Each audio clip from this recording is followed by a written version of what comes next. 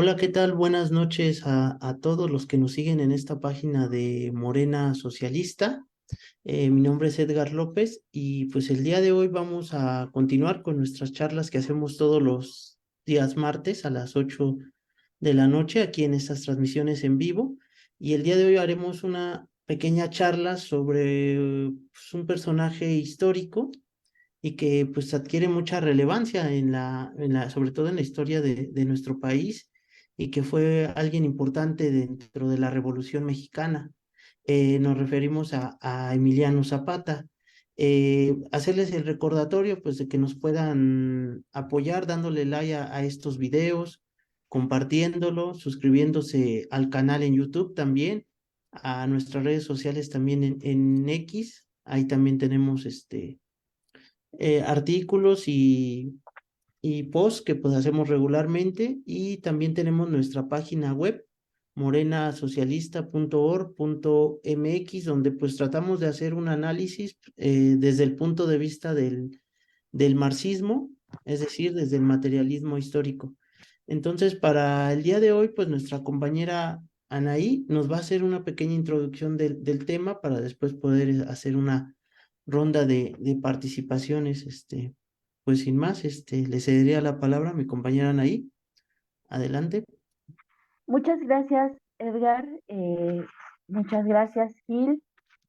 Bueno, pues esta es una pequeña introducción, sobre todo porque, bueno, pues la efeméride de ayer, este carácter revolucionario que se conmemora en estas fechas y sobre todo el carácter revolucionario que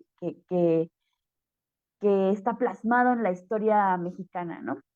Y que en algunos momentos históricos, ¿no? Como eh, estas revoluciones, estas llamadas en Morena y llamadas por el presidente Andrés Manuel López Obrador, las grandes transformaciones de la vida política de México, ¿no? Pues la revolución, la reforma y esta que sería como una tercera reconocida por él, que es la llamada Revolución Mexicana, ¿no? Y que justamente pues están enlazadas como en procesos que tienen como un carácter permanente. Es decir, o sea,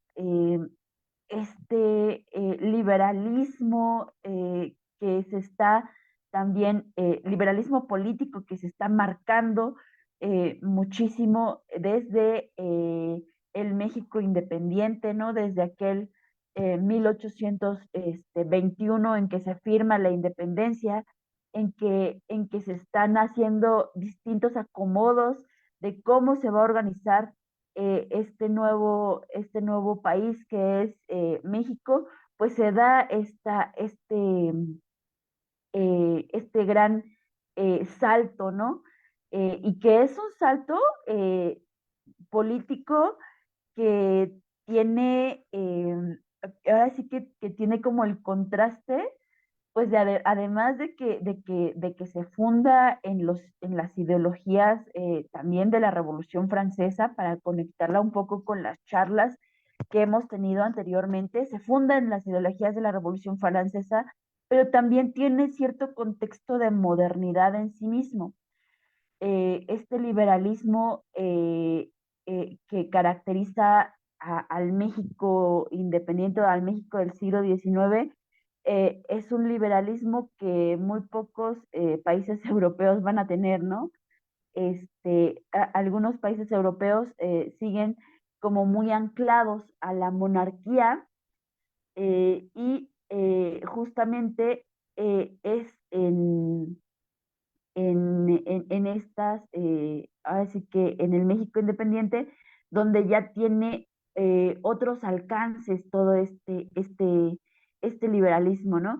Y quiero empezar con esto, sobre todo porque el pensamiento político liberal en México está lleno de conflictos, lleno de aspiraciones, tiene el compromiso con esta facción política, sí, también en las cúpulas del poder, pero también tiene esta visión social, que se habían plasmado también en muchos movimientos sociales a lo largo del siglo XIX, que si bien fueron atomizados, fueron pues reprimidos y un poco minimizados a lo largo de todo el siglo y después, y mucho después aún, tenemos muchos conflictos y movimientos sociales que aún no conocemos, que aún no se dan, ahora sí que por recopilados, pero que también tienen un peso importante a la hora de construir una ideología política de abajo, ¿no? Y esto es bien importante porque cuando llega la Revolución Mexicana, eh, por lo general nos dice, ¿no?, que es inspirada, ¿no?, por esta dictadura de Porfirio Díaz, en la que pues se quiso eternizar en el poder, en la que pues se instauró esta posibilidad de reelección perpetua y pues el único beneficiado era él y su cúpula. Y si bien es cierto que que es un detonante, eh, es aceptarlo como el único factor sería negar toda la tradición social que se ha venido pues trayendo en el territorio, ¿no? En el territorio mexicano. Y muchos de esos como ejemplos de esta tradición social, este, de esta lucha, que si bien no es de tinte pues socialista o marxista, pues sí tiene como algunas, algunos vistos, algunas chispas, ¿no?, de modernidad que incluso están reflejadas ya en la Constitución de 1917. Y bueno, pues esta modernidad política de la que se habla y que muchos movimientos revolucionarios ahora sí que maman de ella, el movimiento villista, con muchas razones el movimiento zapatista, bueno, pues también se ve reflejada en estos movimientos, podría decirse, con ideales democráticos, como los clubes liberales, ¿no? Hay un liberal de 1900, ay, no me acuerdo la fecha, que es un club liberal que también comparte con estos movimientos este, eh, cierta ideología, ¿no?, que también emana pues también de la Constitución de 1857, de la construcción, sobre todo de esta Constitución, y que reclama sobre todo puntos bien importantes como la igualdad social, ¿no? Que, eh, que está presente también en muchos documentos que se van a publicar por Zapata y por miembros del movimiento zapatista, ¿no?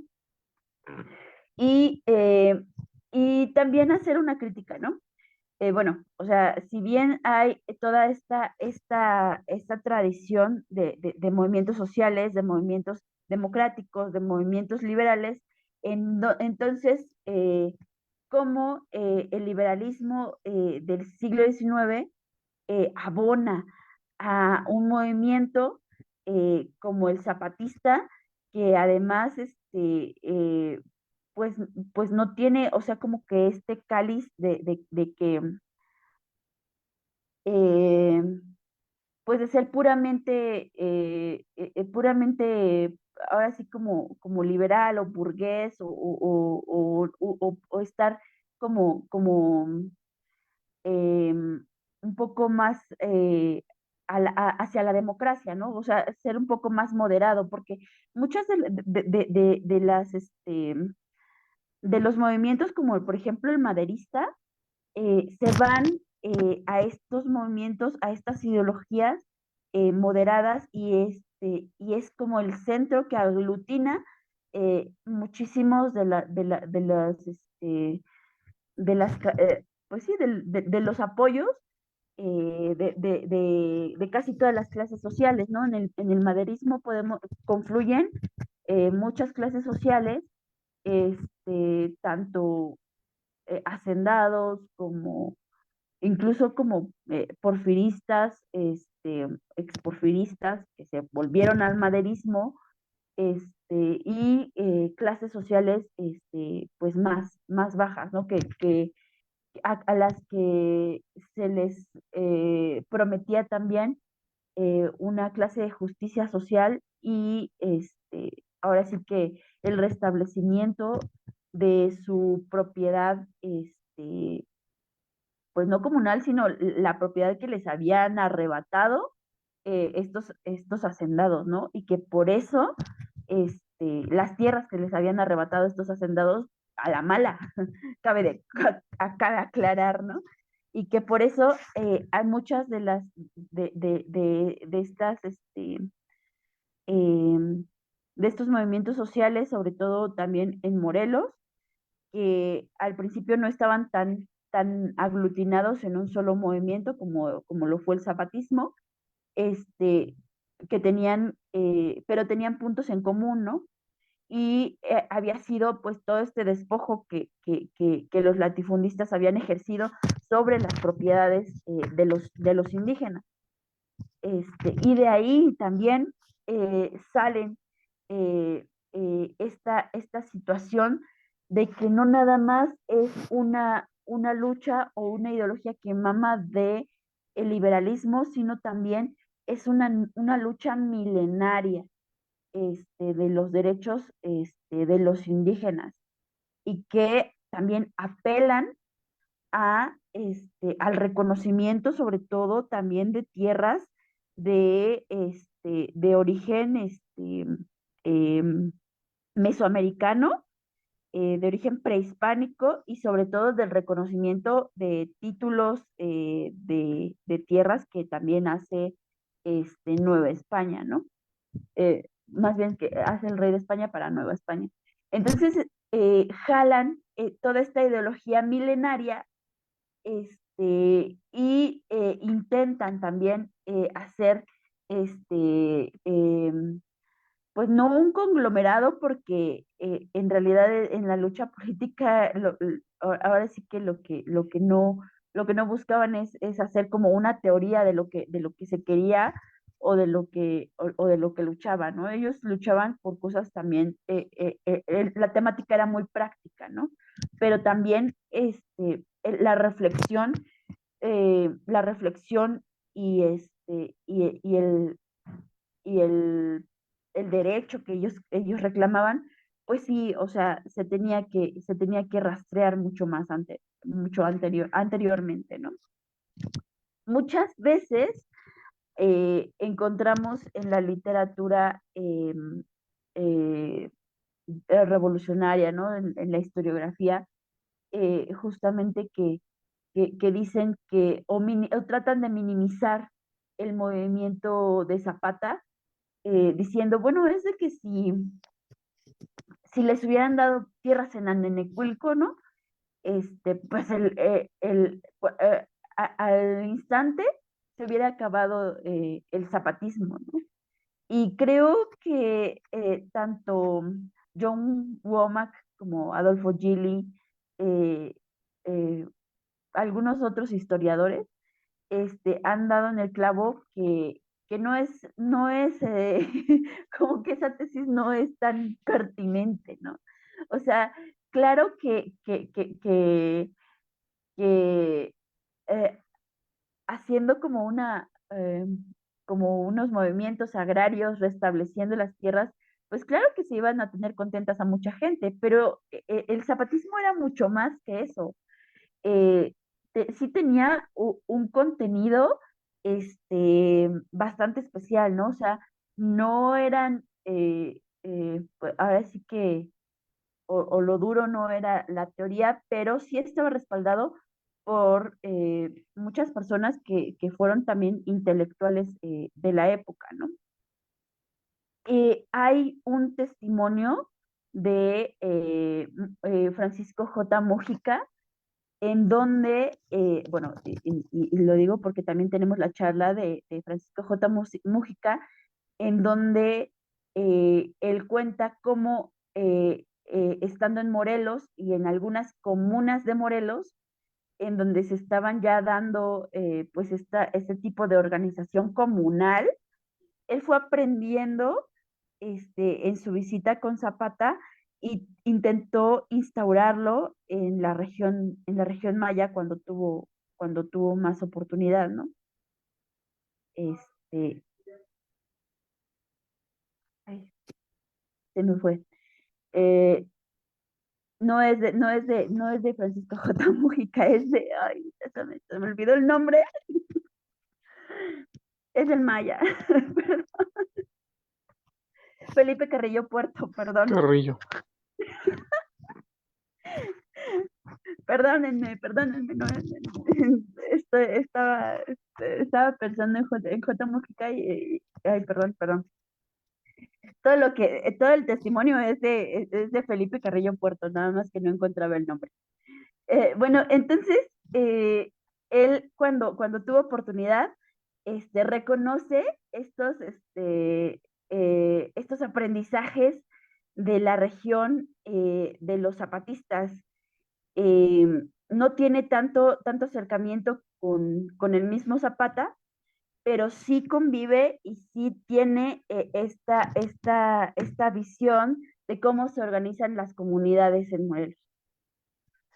Entonces,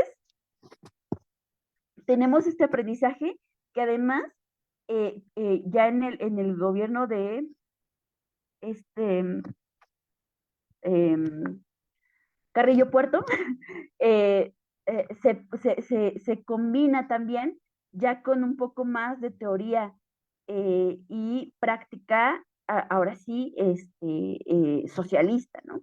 Y, y quiero destacar todavía también esta situación, porque en realidad lo que instauraron en las comunas no fue como tal un reparto agrario, como una propiedad privada de los indígenas. No, no, no. Fue una cosa diferente. Fue, pues como tal, fueron comunas.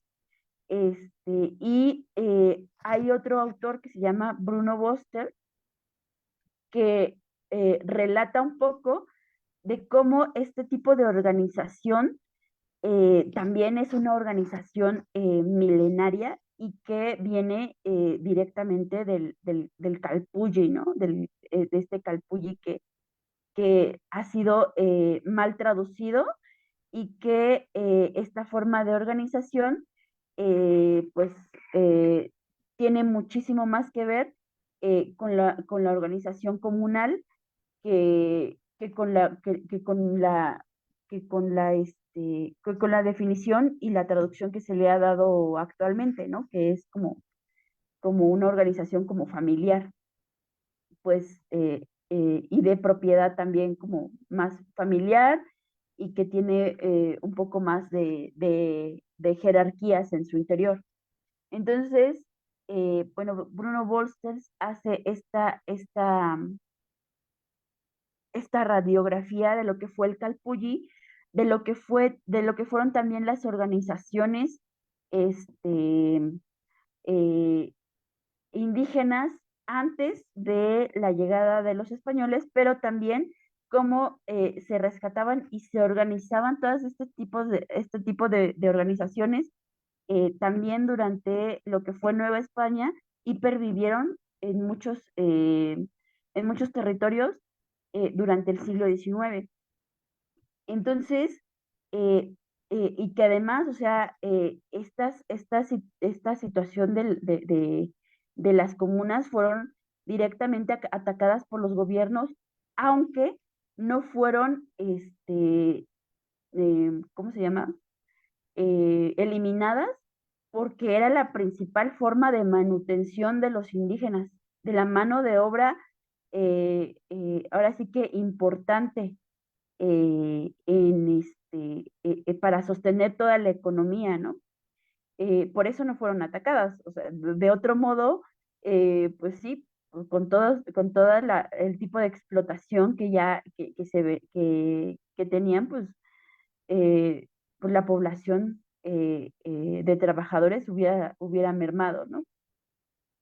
Entonces, este tipo de conocimientos ancestrales, no nada más de conocimientos, sino de formas de organización política ancestral, de rescate ahora sí que esta apropiación del territorio, una apropiación natural del territorio, y esta también combinación con con las nociones de justicia liberal, las nociones de justicia y de igualdad, del liberalismo, y también con ciertos conocimientos acerca de la teoría anarquista. Bueno, pues es cierto que esta visión de Zapata también está ligada a ciertos teóricos como Kropotkin. este, bueno, pues le da o sea, todas estas situaciones le dan al zapatismo cierta profundidad que mantiene que jala la liga de todos los movimientos revolucionarios en los que surgieron en este periodo, ¿no? Que surgieron, pues los carrancistas, los obregonistas, los villistas, que también, o sea, los villistas tienen su, sus condiciones, muy aparte, ¿no? Pero bueno, o sea, la importancia de este movimiento que lideró Zapata y que lo lideró en Morelos, en toda esta región, tiene esta profundidad porque no era un movimiento nada más del momento ni de la coyuntura, y que no pudo ser borrado hasta que eliminaron a Zapata. O sea, tuvieron que matarlo para poquitito disolver todo lo que se había construido alrededor de la lucha de Morelos, ¿no? Y que para nada fue una lucha local, ¿no? Para nada fue una lucha nada más por tierras. Y que creo que toda la consolidación de su pensamiento eh, dio paso también bueno, por lo menos al artículo 27, que era una deuda de todos los constitucionalistas y todas las facciones de revolucionarias. Era una deuda que le cumplieron a los zapatistas, ¿no? Y que además se la medio cumplieron, ¿no? O sea, porque en realidad no era eso lo que se quería, ¿no? Sino que se fue también, este, se fueron haciendo ciertas modificaciones y ciertas, eh, pues sí, ciertas modificaciones al plan inicial, ¿no? Y que Y bueno, pues de ahí también tenemos la importancia del zapatismo ya también, o de Zapata, y de la lucha zapatista, porque esta lucha zapatista no terminó sobre todo con la muerte de Zapata, sino que también siguió como también una facción post-revolucionaria y que siempre también o tenían su lugar, ¿no? ¿Y qué fue la facción que desde que anterior, bueno, desde que vivía Zapata, desde que estaba liderada con Zapata, siempre tuvo sus rencillas con otras? O sea, hasta el mismo maderismo que ellos mismos habían reconocido, se les volteó y también tuvo estos actos de represión contra ellos, ¿no? Contra su lucha.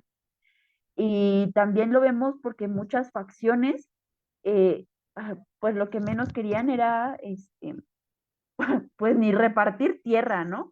Ni repartir tierra y mucho menos, hacer, comunidades, agrarias que pudieran autosustentarse, y que pudieran elegir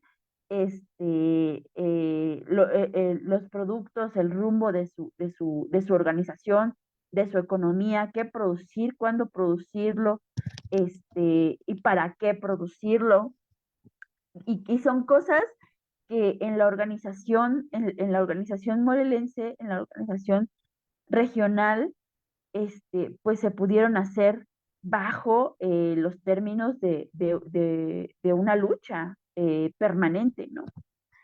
Este, y que además, o sea, impactaba el hecho de que eh, la resistencia militar de los campesinos eh, podía compararse con la de cualquier otro ejército por el conocimiento geográfico,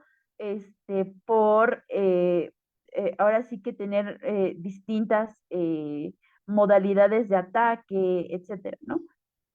Pero estas historias que tratan de minimizar al zapatismo, este, pues, pues no ven, ¿no? Que sí fue un movimiento que dio mucha lata, incluso en el maderismo y hasta posterior, ¿no? A la Constitución de 1917. Y bueno, pues, yo lo dejo como hasta la Constitución de 1917. Ya después se agarra un poco el zapatismo como bandera y sí, como que para liderar otros movimientos, bajo un tenor similar, pero tienen otras características, ¿no? Ya durante el siglo XX ya agarra mucha más, ahora sí que otro tipo de características que no tienen mucho que ver con el movimiento revolucionario, sino con otro tipo de movimientos.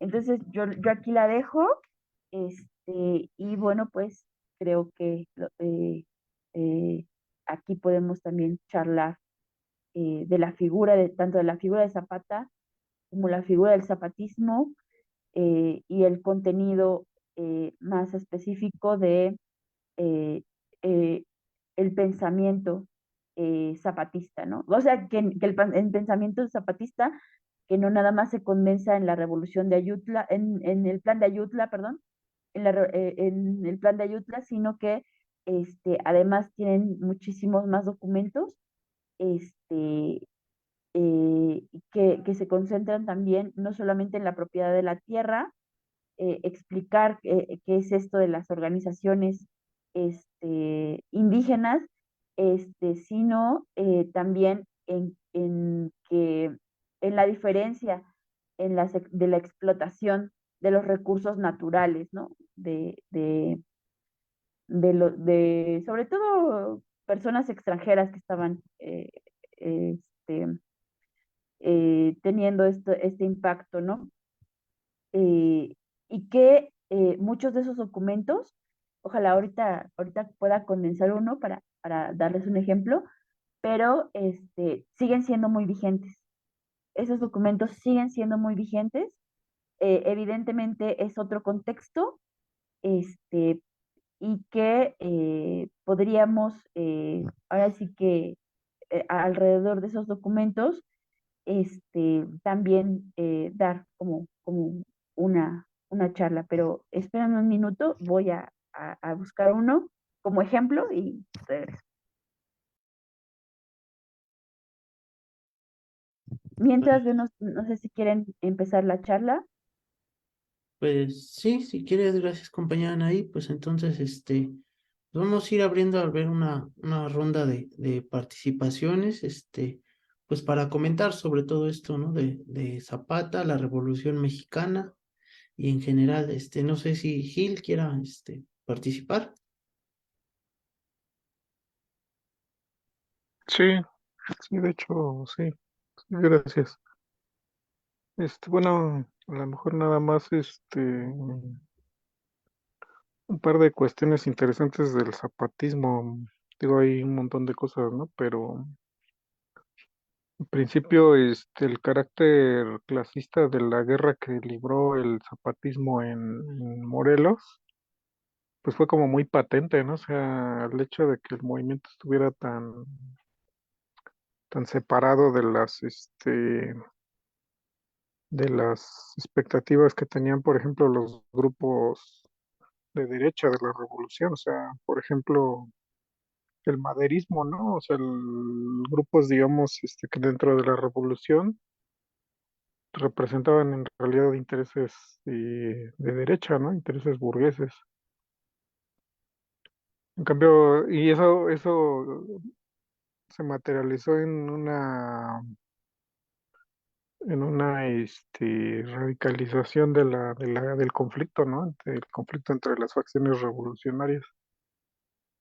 Y el hecho es que el zapatismo pues fue tratado siempre como un enemigo, o sea, un enemigo acérrimo, un enemigo al que había que destruir. O sea, primero por el régimen porfirista, o sea, lleva a cabo una guerra total contra las comunidades de Morelos, o sea, primero, pero también lo hace, o en un principio, no tanto, pero también como una oposición completa, ¿no? El maderismo, incluso aunque llega al poder con ayuda también del levantamiento de Morelos, o sea, es una realidad, pero intenta también destruirlo, o sea, ya sea cooptando o ya sea incluso por la vía militar, se intenta destruir el movimiento morelense. Cuando en las únicas ocasiones en que intenta llegar a acuerdos con Zapata, pues lo hace subordinándolo, ¿no? O sea, nunca le concede Madero en persona, nunca le concede a Zapata y al movimiento morelense una calidad de interlocutores. O sea, ellos debían someterse al poder, apartarse o de plano arriesgarse a ser destruidos. Entonces ahí en el caso morelense es muy patente la lucha de clases como una expresión ya exacerbada de conflicto político. O sea, ninguna facción en el poder busca un verdadero acuerdo con el zapatismo. O sea, en realidad, el porfirismo es la guerra abierta, el maderismo es como una serie de vías de cooptación y enfrentamiento, pero siempre la exclusión, ¿no? Y las facciones carrancistas vuelven al esquema de la destrucción y la guerra total, o sea, el exterminio incluso de las comunidades para reducir el movimiento, para sacarlo de la lucha política. O sea, digamos, el régimen burgués reconoce siempre al zapatismo como un enemigo de clase. Y bueno, y desde luego el zapatismo no deja de tomar nota, ¿no? Esa sería la otra parte del comentario que quisiera hacer, es que por un lado el zapatismo también marca sus diferencias con los regímenes y en el caso particular de Zapata, pues se manifiesta tanto como una dirección política firme y también como una ética de la revolución, porque Zapata mismo, no siempre todo el zapatismo, ¿verdad? No hay que ignorar que el zapatismo muchas veces fue, o tuvo actitudes negativas, ¿no? Hacia su propia población, muchas veces, cometió crímenes, diga que hoy llamaríamos crímenes de guerra, ¿no? O crímenes contra la población, muchas veces, elementos sin control, pues fueron contra los objetivos revolucionarios, pero hay que mencionar que en el caso de Zapata, en realidad, él siempre estableció como una vigilancia, ¿no? O quiso establecer una vigilancia sobre el propio ejército del sur, o sea, fue patente su antimilitarismo, o sea, incluso siendo una facción armada, siempre mantuvo esa parte, ¿no? De no degenerar en un movimiento puramente militar y siempre tener una vigilancia revolucionaria sobre los elementos combatientes del mismo zapatismo, inclusive. Entonces,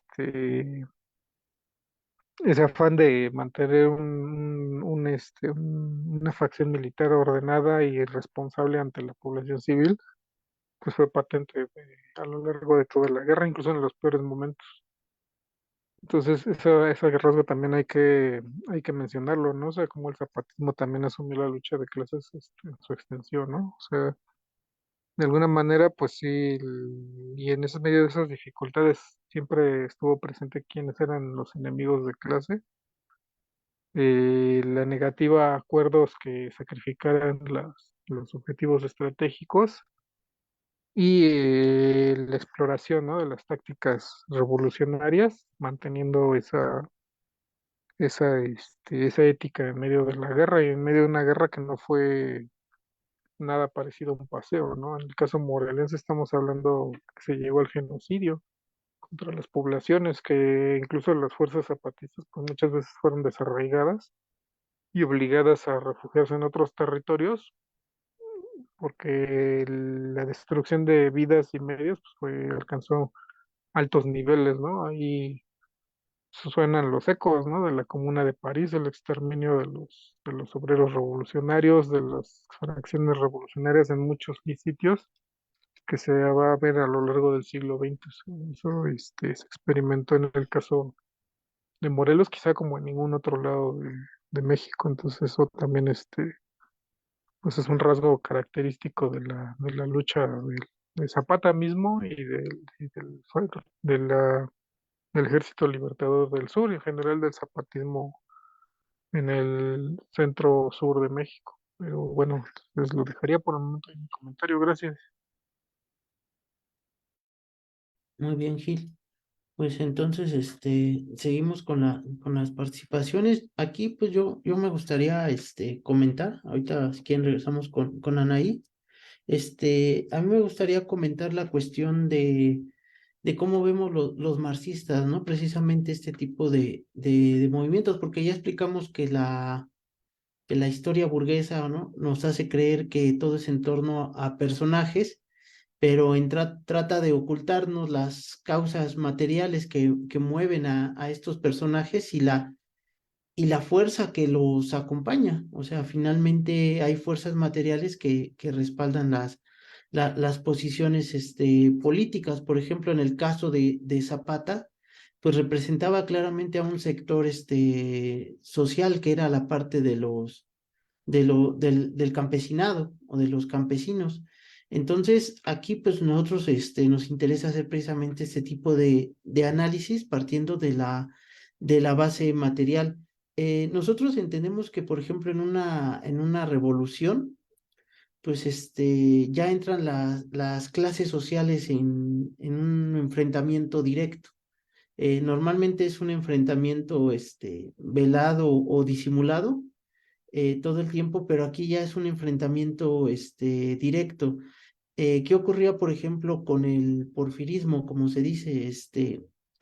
Pues sí había industrializado el país, pero seguía habiendo seguía habiendo esclavismo en todo el país y en el caso, por ejemplo, de los sectores campesinos, pues eran igual, ¿no? Una cuestión de los hacendados eran los dueños de todo, ¿no? Y los más pobres, explotados, pues no tenían nada, nada más eran como peones, ¿no? Dentro de estas grandes, haciendas. Entonces, pues queda evidente, ¿no? Cómo se da el conflicto de pues de las clases sociales, ¿no? Hay que recordar que el proletariado en esta época pues era muy pequeño, casi no se había formado, y en México una clase social muy fuerte pues era el campesino. O sea, los campesinos, casi todo el país era un país campesino, y el proletariado era muy débil, ¿no? En ese entonces. Entonces le pasó algo muy parecido a lo que sucedió en la Rusia con la revolución bolchevique, que en general el proletariado era muy pequeño, y la masa en general eran campesinos. Entonces, esto sí te cambia el sentido de que no había muchas posibilidades de impulsar una revolución socialista en México, ¿no? Entonces el campesinado, pues, ¿qué hace? Pues lucha por sus reivindicaciones, inmediatas. Y en el caso, por ejemplo, de la consigna de la tierra, ¿no? Y tierra libertad que se asume dentro de este movimiento del zapatismo, pues en aquel entonces era importante porque los campesinos no tenían tierra y pues aspiraban a tenerla. De cierta forma, pues nosotros como desde el marxismo no, buscamos lo de la colectividad, ¿no? Pero en ese momento, pues era una consigna muy necesaria, ¿no? Porque no podíamos en México saltar a otro tipo de estadio, ¿no? Proletario.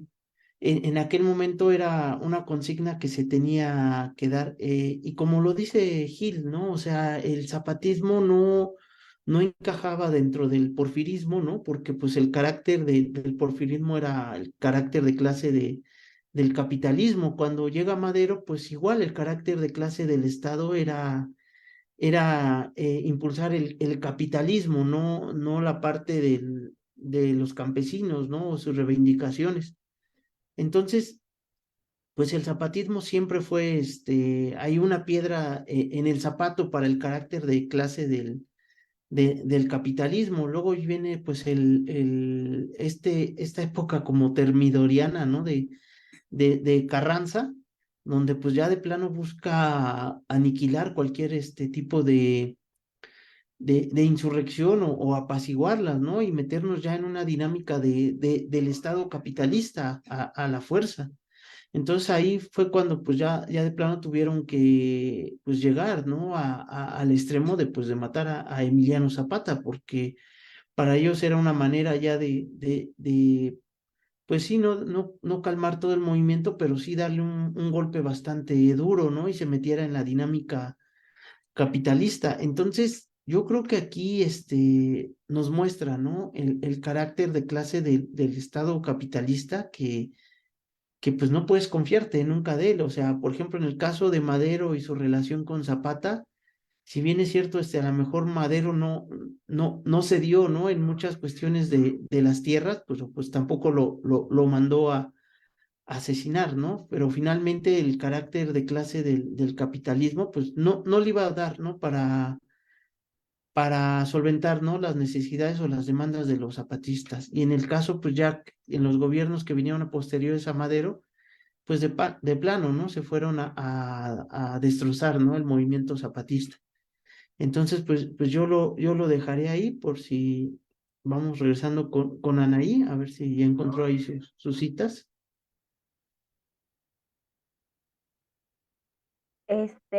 Sí, la verdad es que estoy eligiendo un poco un documento, pero como algunos de los bonitos están largos, entonces estoy eligiendo el documento. Pero bueno, eh, no, bueno, creo que a mí lo que también me interesa muchísimo es cómo, bueno, el impacto de este movimiento zapatista, ¿no? Eh, Sobre todo eh, en la forma en que culmina un poco la revolución, en que se dan estos em, debates acerca de la redistribución de la tierra, este, que de hecho, o sea, un movimiento que tiene el dedo en la llaga permanentemente, pues es los zapatistas, ¿no? Son los zapatistas, ¿no? Aunque hay otros por ahí en el carrancismo como Mújica, pues ellos no están, ellos en realidad no defienden o no es central esta lucha, ¿no? Como lo es para Zapata y el ejército zapatista, ¿no? Y que ya, o sea, creo que ya la promulgación de una ley agraria ya en el Congreso Constituyente, no va a tener la influencia, pues, obviamente de un Carranza o de un Madero, ¿no? Evidentemente tiene la influencia zapatista, o sea, por excelencia. Y esta, bueno, pues esta redistribución, este, pues de los ejidos y todas estas instituciones que se van a regir ya con esta ley agraria, pues ahora sí que eh, posterior, ¿no? Dan cuenta de la importancia de poner ese centro en el debate, ¿no? Porque además, o sea, una de las cosas que se le han, o una de las características que se le han atribuido también a la Revolución Mexicana, es de que la repartición de tierras, esta tierra, aunque sea esta visión de los ejidos, se dio muchísimo antes que en la Revolución Rusa, ¿no?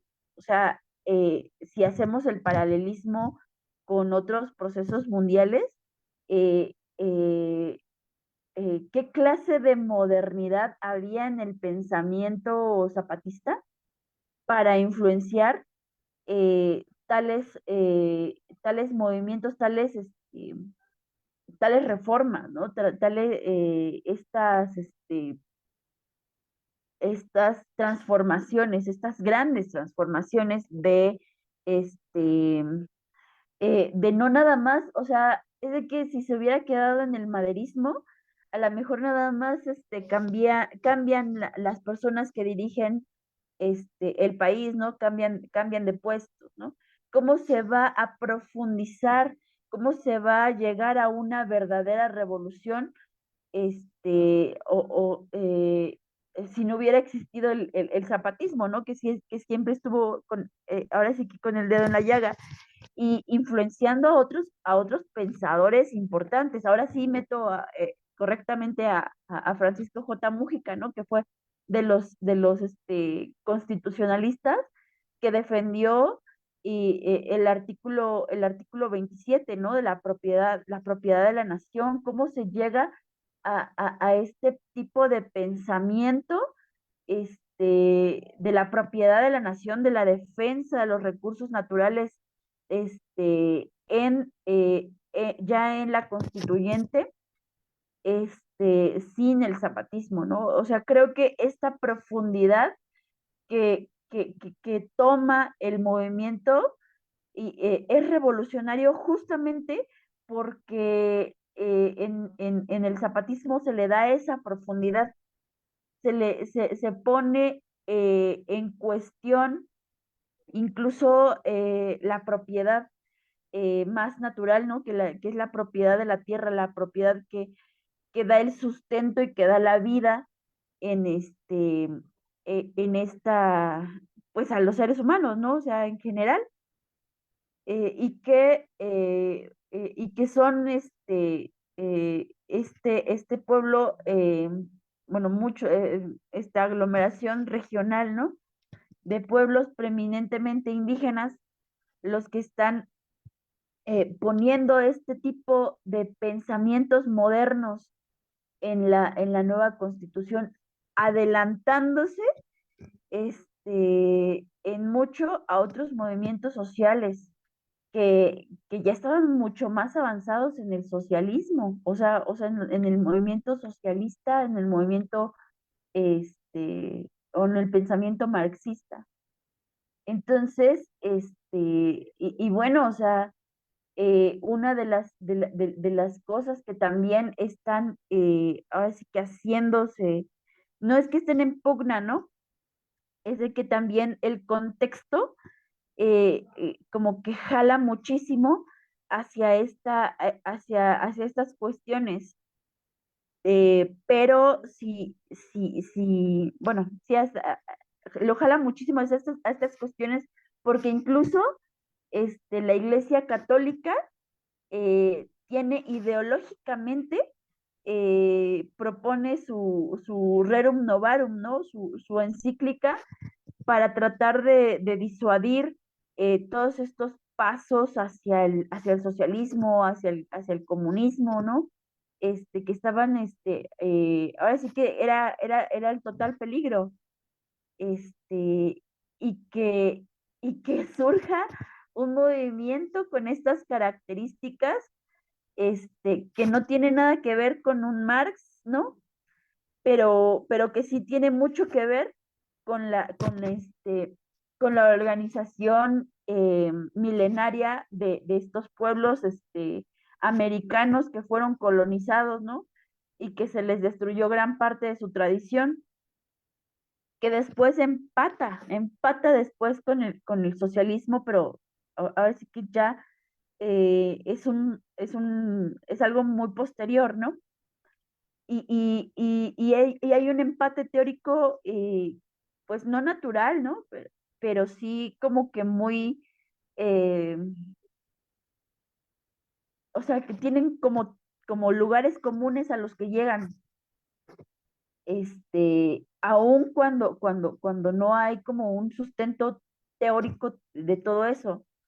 Este, y bueno, pues también el no haber un sustento teórico, este, también un poco deriva en algunos, ay, como unos desfases teóricos, ¿no? O sea, como que no están, este, como que no se centran en algunas situaciones, en algunos momentos, y que van a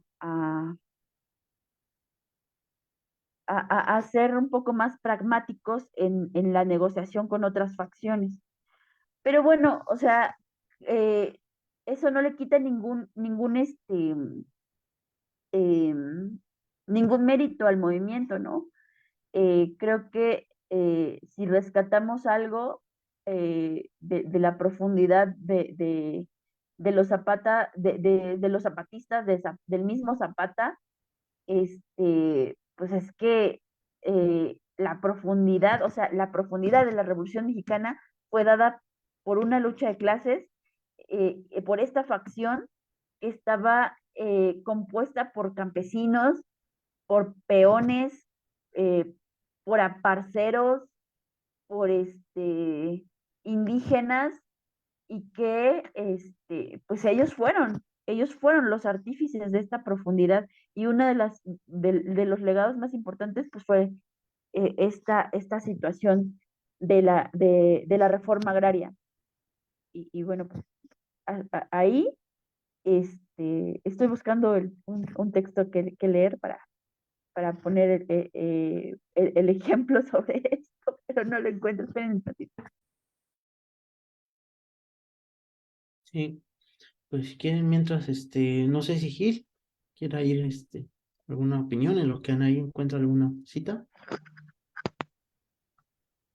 Sí, sí, comentar también que en el caso de la guerra zapatista hay una cuestión importante de estrategia y táctica que se planteó en su momento y que va a ser como un contraste muy patente con el villismo. Y es finalmente si cómo puede proceder o cómo puede enraizar el proceso revolucionario en el marco mismo de la guerra civil. O sea, después del asesinato de Madero, pues se desató la guerra contra el intento de restauración del porfirismo, el gobierno de Huerta. Entonces, pues el zapatismo y en este caso con Zapata ya al frente, pues se plantean esa cuestión, no sé, de enraizar la revolución procediendo al reparto agrario, que el reparto agrario en el zapatismo pues no se consideraba como una cuestión, como digamos, de revancha o de adquisición de bienes de alguien más, ¿no? Más bien lo veían como una restitución de los derechos de los pueblos. O sea, ellos, en su lógica, ellos estaban restituyendo a los pueblos lo que les había pertenecido desde siglos atrás, ¿no? Que había sido arrebatado desde la época bueno, desde la época de la colonial. Pero ahí está la cuestión, o sea, o sea, el zapatismo se planteó la cuestión y también el villismo a su manera de cómo hacer que las masas fueran llevadas hacia las filas armadas y pudieran ganar la lucha revolucionaria. El zapatismo, en este caso, pues lo resuelve creando, digamos, una economía propia y accediendo precisamente a la parte del reparto agrario y la restitución de los derechos de los pueblos. El villismo procede a lo contrario, o sea, insiste en que es necesario primero la victoria militar, asegurar la victoria militar para proceder después al reparto agrario, o sea, y cada uno tiene su lógica, ¿no? Finalmente las soluciones que adoptan no son soluciones de gabinete, son soluciones muchas veces en el terreno de los hechos. En la lógica del villismo y del propio Villa, en este caso, si ellos procedían al reparto agrario, muchos militantes de las filas villistas pues no habrían accedido a combatir en lugares lejanos de su base de operaciones, porque pues si lo hicieran así, pues se privarían del reparto agrario, ya que el reparto agrario no era algo, digamos, burocrático, había que tener la presencia de los beneficiarios en el terreno. Entonces sería, si alguien más, si digamos los militantes villistas que estaban en su base de operaciones recibían tierras, pues tenían que recibirlas todos, ¿no? Entonces hubiera sido difícil movilizar soldados desde Chihuahua y Durango hacia el centro de la República para completar las operaciones militares. Entonces Villa por eso muchas veces se ha criticado o se ha querido poner a Villa como un enemigo del reparto agrario, lo cual no es cierto, ya que Villa sí veía el futuro en un reparto agrario y la formación de colonias militares y a la vez productoras en un plan muy amplio de reorganización económica del país, pero él consideraba que primero debía procederse a la destrucción del aparato estatal porfirista, al aparato reaccionario burgués. En cambio, las peculiaridades del proceso zapatista lo llevan hacia efectuar primero el reparto agrario para asegurar la lealtad y fidelidad de los combatientes y también de los no combatientes en la zona zapatista para asegurar una zona de operaciones. Pero esto condicionó que el zapatismo pues no tuviera grandes frentes militares ni tantos combatientes en el combate al mismo tiempo, ni que no se pudieran aventurar fuera en zonas lejanas de su base de operaciones, es decir, sí tuvieron cierto alcance porque, por ejemplo, los soldados zapatistas lograron conquistar Chilpancingo. Creo que avanzaron hasta la zona de Acapulco, llegaron a Puebla, hubo combatientes zapatistas en el Estado de México, el sur del Distrito Federal, incluso Hidalgo, Tlaxcala. O sea, sí hubo bastantes fuerzas y aceptaron a algunos combatientes norteños en la zona de Puebla. Entonces, por un lado, pero por ejemplo, las tropas zapatistas no fueron eficaces en cortar la línea de suministros del Ejército de Operaciones Obregonista en las batallas finales de Guanajuato. Entonces, tuvo, digamos, las soluciones adoptadas, pues correspondieron al momento definido, pero pues no dejaron de estar llenas de contradicciones también propias de la situación. Entonces, digamos, en ese sentido hubo como diferencias y divergencias con el villismo y en general, pues bueno, ya ni hablemos de la oposición que tenía con las otras facciones revolucionarias. Y pues nada más completaría mencionando que, por ejemplo, no se puede escatimar al zapatismo su carácter verdaderamente revolucionario en la zona centro-sur, ya que hubo algunas otras facciones que se alinearon en la revolución maderista y luego en el carrancismo y acabarían reivindicando supuestamente la revolución, ¿no? Y en su momento fueron enemigos acérrimos de Zapata. Aquí mencionaría el clan de los Figueroa, de Guerrero. O sea, que fueron rivales desde el primer momento del zapatismo y se alinearon con las facciones antizapatistas. Y pues de ese clan Figueroa saldrían los nefastos gobernadores de Guerrero, que los vamos a ver vinculados con los crímenes de la guerra sucia contra los militantes de Genaro Vázquez y Lucio Cabaños. O sea, esa estirpe nefasta de los Figueroa, pues sigue activo y creo que siguen activos hasta la fecha. Entonces, incluso ese clan sale de Huitzuco. Y Huitzuco es clave hoy día en el narcotráfico y en la desaparición de los 43 de Ayotzinapa. O sea que incluso en épocas recientes tenemos las reverberaciones de esas, ¿cómo le podríamos llamar? Facciones, pseudo revolucionarias, ¿no? O sea, que en algún momento dado se alinearon con los grupos que iban ganando las luchas revolucionarias para sobrevivir, pero pues que tienen otra historia, ¿no? Y cero reivindicaciones para la población. O sea, como todo el caso contrario a lo que fue el zapatismo y Zapata en persona, ¿no? Como jefe revolucionario verdadero de las masas de Morelos y de Guerrero también, no hay que decirlo.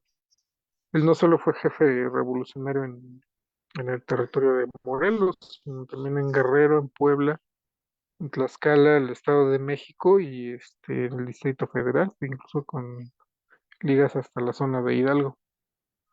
Entonces, ese carácter debe ser reivindicado en el momento actual y ver que su negativa a entrar en componendas pues también fue importante, ¿no? O sea, a lo mejor le quitó algo de maniobrabilidad política al movimiento en su conjunto, pero finalmente digamos, preservó un núcleo que sigue siendo un puntal, ¿no? Para la ideología revolucionaria en el pueblo de México.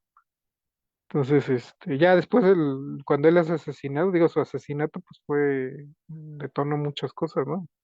Porque muchos de su movimiento, pues unos se desorganizaron, otros perdieron la esperanza, algunos mantuvieron la línea de lucha contra Carranza, pero pues en ese sentido pues, también salieron con Álvaro Obregón. De hecho, ellos le salvan la vida a Álvaro Obregón, las facciones zapatistas impiden que sea encarcelado o incluso asesinado por Carranza, ¿no? Cuando él iba huyendo, se refugió entre zapatistas, incluso antiguos combatientes del mismo comando de Zapata. Y porque pues ellos ya identificaban, ¿no? A lo mejor ya habían perdido un poco la cuestión general de la guerra civil, y pues su enemigo ahora era netamente Carranza, ¿no? También Villa se va a alinear con el movimiento anticarrancista, que alinea junto con parte del constitucionalismo. Pero pues ya son épocas distintas, ¿no? Ya había pasado mucho tiempo y Zapata pues ya había sido asesinado, pero pues bueno, ya es como otra vertiente y aquí lo dejo, gracias. Pues muy bien, Gil. No sé si regresamos con Anaí.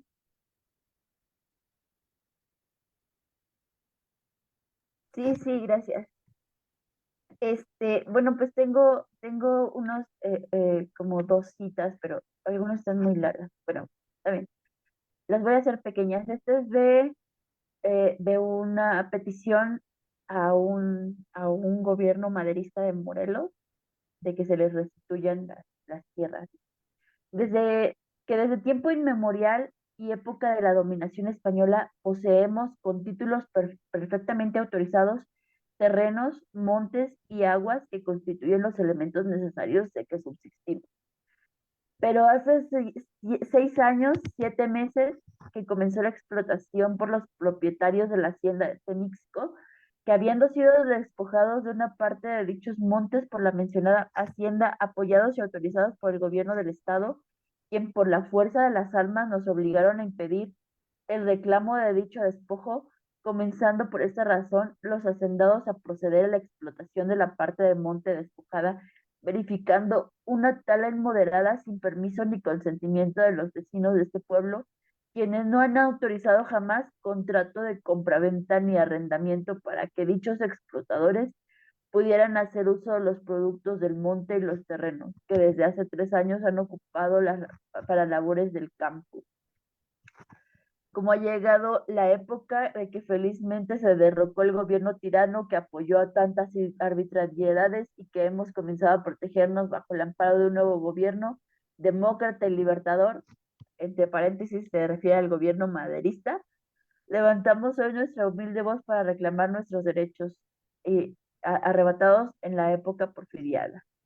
Bueno, entonces ellos tratan de hacer este reclamo en esta carta. Es de 7 de julio de 1911 y pues firman bastantes, bueno, tiene bastantes firmas, ¿no? Y la otra es una parte de un discurso de Emiliano Zapata.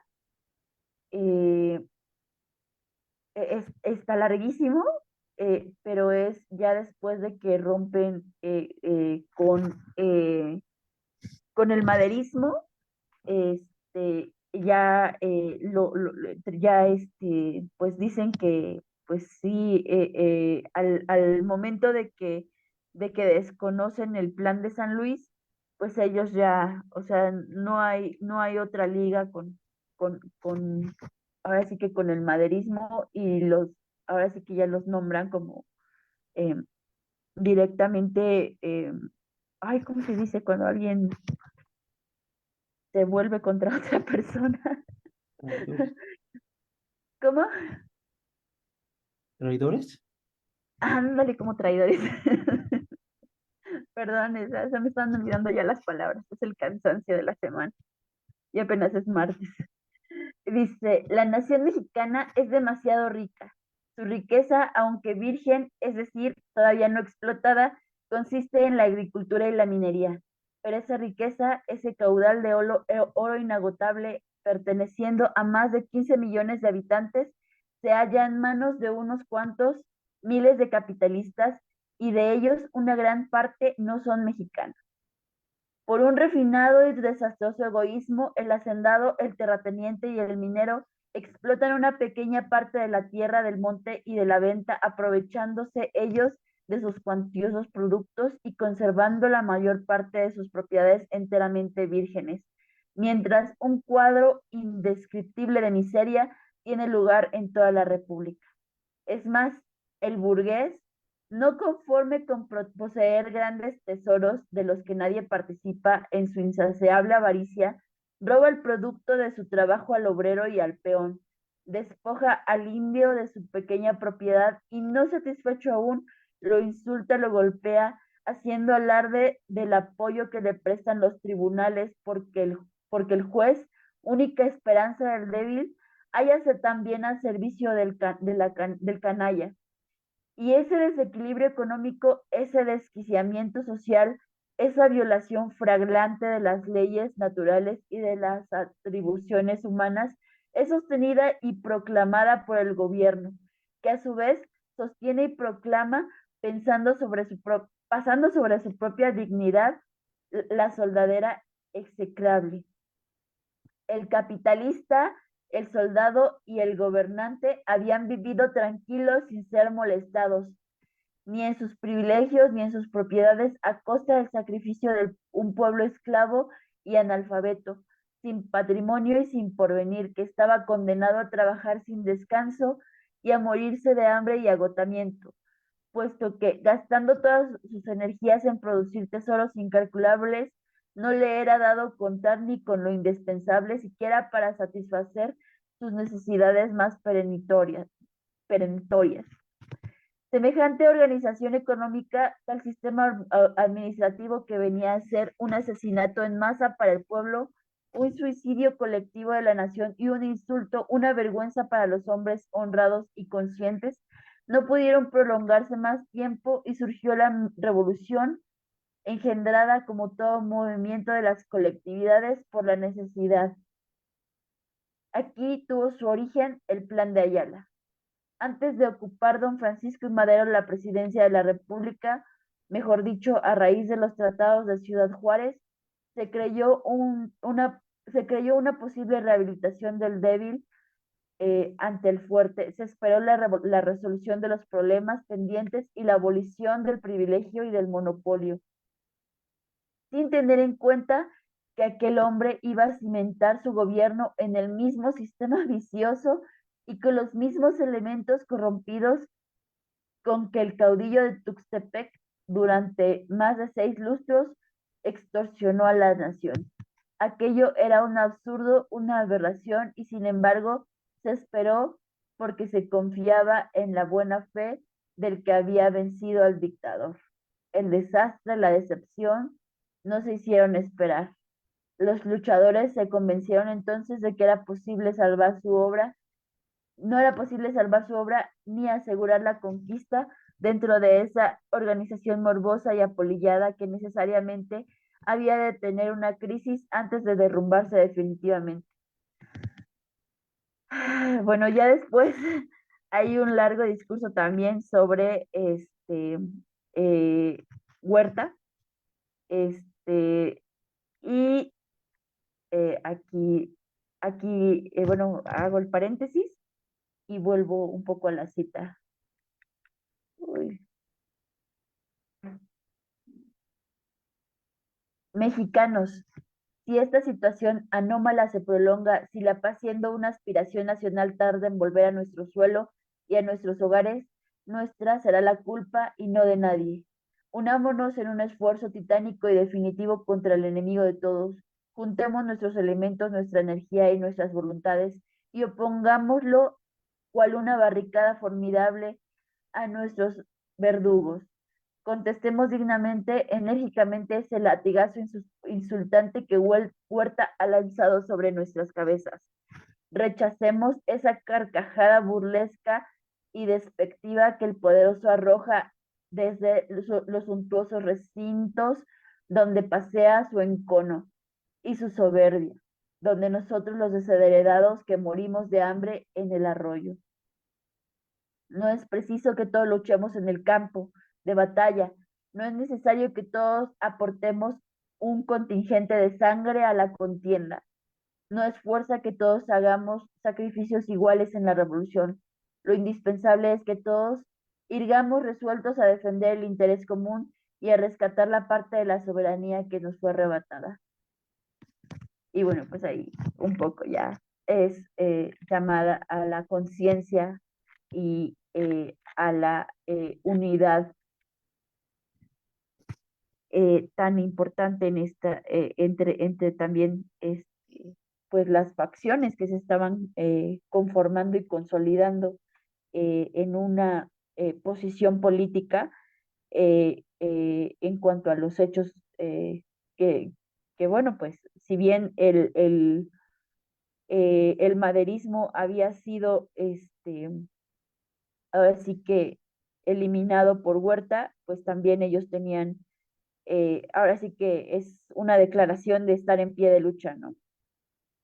Y bueno, pues hasta aquí las citas y seguimos, no sé, si quieren aportar algo más. Pues muy bien, Anaí. Pues yo creo que ya vamos pasando a conclusiones finales, porque ya estamos alargando mucho la charla. No sé si quieran, Gil, comentar alguna conclusión final.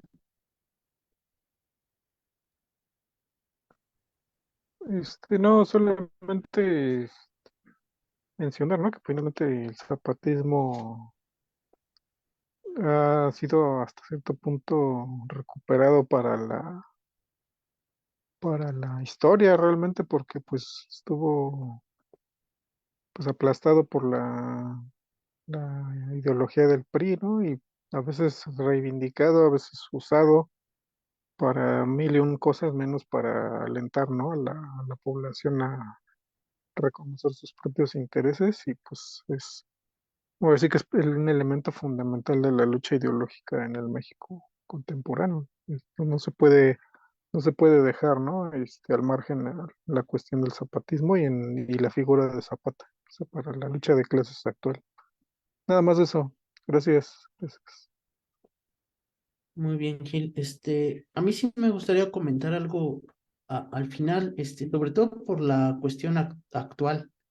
O sea, el campo en la actualidad sigue teniendo muchos de los problemas que en aquel entonces, quizá tenían. O sea, el campo sigue siendo una cuestión, crucial para el desarrollo del país.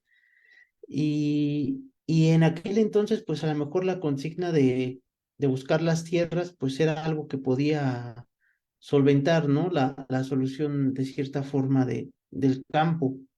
Pero hoy en día el campo mexicano, pues sí, o sea, los campesinos ya tienen tierras, pero no pueden competir, ¿no? A gran escala con los productos que vienen de otros países, ¿no? En caso concreto de Estados Unidos y de Canadá por esto del Tratado de Libre Comercio. Entonces,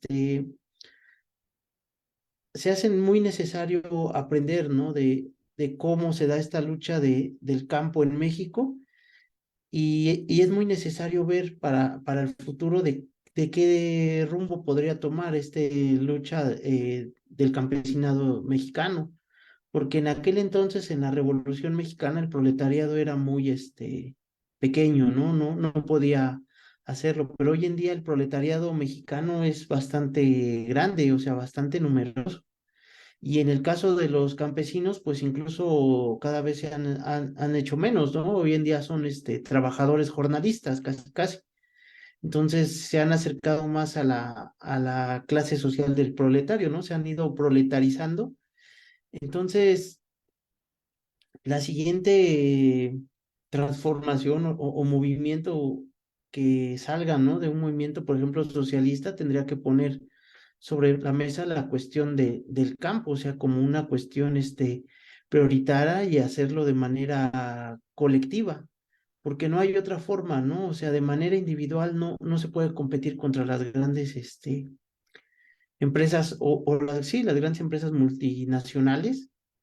Y pues aquí se ha comentado, ¿no? Incluso Andrés Manuel lo ha comentado, que ya somos un país muy, que dedica a estar importando en vez de exportar, ¿no? Y se busca recuperar esto de la soberanía alimentaria. Entonces, son cuestiones que se tienen que poner en la actualidad de cómo se recuperar el campo, pero para eso, pues sí, también es necesario el estudio de personajes como Zapata y del movimiento zapatista que se dio en la Revolución Mexicana. Si no se pone o se analiza esto, pues va a ser muy complicado prepararnos para lo que viene, ¿no? O sea, el campo sigue siendo un área fundamental de desarrollo económico, ¿no? Y entonces, pues bueno, yo aquí sí nada más lo dejo, ¿no? A manera de conclusión.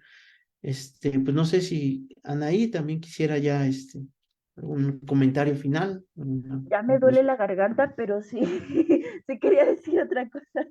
Este, justamente creo que el contexto de la Revolución Mexicana se da en un contexto también en donde se trata de insertar México en un capitalismo, como decías hace rato, ¿no? O sea, sí hay estos visos de un capitalismo, pero también hay unos resquicios que chocaban con precisamente con el orden político que se había instaurado, ¿no? El liberalismo. Estaba chocando esta ideología, estaban chocando estos movimientos económicos que trataban de insertar a México ahora sí también en el mercado mundial, ¿no? Y no terminaba de consolidarse en el capitalismo, pero traía jalando a esta clase terrateniente, ¿no? Pues no podría decir señores feudales, pero fungían como tal, ¿no? Porque, bueno, o sea, eh, vemos el campo, y sobre todo la situación con los campesinos, con las personas que trabajaban en las labores, la existencia de las tiendas de raya, las deudas a las que se hacían acreedores todos estos trabajadores, ¿no? Pues eran condiciones de semiexplotación que estaban más que impulsando un desarrollo también hacia el capitalismo, estaban perpetuando este, los privilegios de esta clase terrateniente local también, ¿no? Entonces, creo que también la importancia de la Revolución Mexicana justamente fue este movimiento de masas, esta lucha de clases, que con estos tintes con los que lo enriqueció el movimiento, pues Zapata y el movimiento zapatista, ¿no? Y que si bien pues al final pues sabemos que México se insertó totalmente ya en el capitalismo, ¿no? Pero todas eh, estas ideas, pues de alguna manera u otra, eh, aunque no sea de la manera más pura, pero sí se recuperaron, ¿no? Se recuperaron y fueron también, este, pues un elemento de la modernidad que pues pudimos alardear a inicios del siglo XX, ¿no? Ya nada más eso y pues ya, gracias. Muy bien, pues yo creo que con esto ya vamos concluyendo la charla del día de hoy. No sé si quieran algo comentar más, pero creo que ya con esto, ¿no? Agotamos todo. Sí, Sí, correcto. ok. Pues entonces vayamos despidiéndonos. Gracias a los que nos siguieron en esta transmisión. Pues todos los martes hacemos charlas en vivo, aquí a través de Facebook Live. En nuestro canal de YouTube de Morena Socialista también subimos los videos también para que nos puedan apoyar, compartiendo, suscribiéndose al canal. En Facebook, pues también puedan apoyarnos dándole like, compartiendo los videos, comentando. La verdad es que sí nos interesa mucho, seguir impulsando la discusión sobre temas, ya sean históricos, teóricos, de actualidad de Morena, pero pues analizarlos desde una perspectiva marxista. Entonces, pues aquí estamos todos los martes a las 8. Pues yo creo que eso sería todo. Nos despedimos y pues saludos a todos. Buenas Buenas noches. noches.